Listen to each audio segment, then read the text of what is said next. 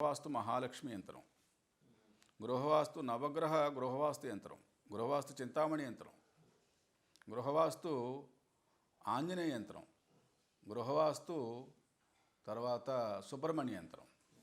ఈ 4 యంత్రాలు చెప్పండి గృహవాస్తుకి.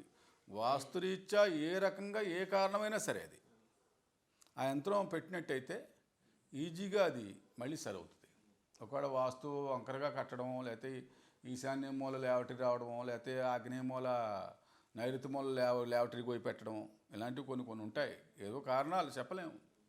ఇప్పుడు బిల్డింగులు ఏముంది, పూర్వం లేవటి బాత్రూమ్ బయట ఉండి ఇప్పుడు ఇంట్లో నెట్టింట్లో తెచ్చేసుకున్నారు, అటాచ్డ్ బాత్రూమ్ అంటున్నారు.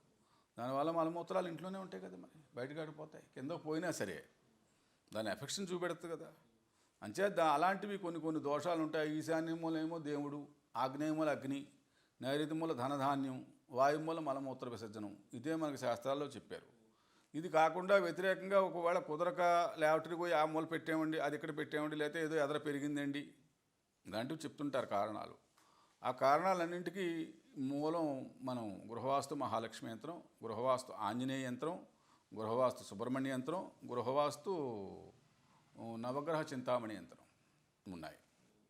శాస్త్రాలు ఉన్నాయి, పూర్వం శాస్త్రాలు ఉన్నాయి. ఇప్పుడైతే ప్రింట్లు లేవు.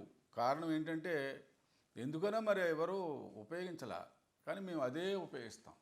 40 ఏళ్ళు బట్టి మేము ఇచ్చేది అదే.